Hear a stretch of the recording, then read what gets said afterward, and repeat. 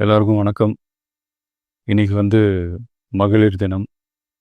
தமிழ்நாடு முழுக்க இருக்கிற என்னுடைய அம்மா, அக்கா, தங்கச்சி, தோழின்னு உங்க அத்தனை பேருக்கும் இந்த தினத்துல வாழ்த்து சொல்லாம இருக்க முடியாது.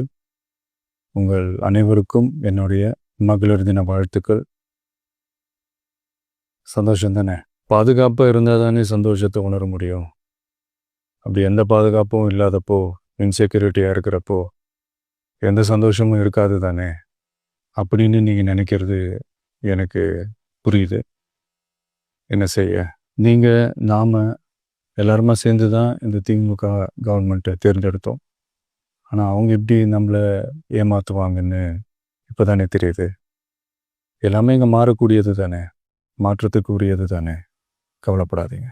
2026 நீங்கள் எல்லாரும் சேர்ந்து, இல்லை நாம் எல்லாரும் சேர்ந்து இந்த மகளிருக்கான பாதுகாப்பை உறுதி செய்ய தவறிய இவங்களை மாற்றுவோம். அதுக்கு இந்த மகளிர் தினமான இன்னைக்கு நாம் எல்லாருமா சேர்ந்து உறுதியேற்போம்.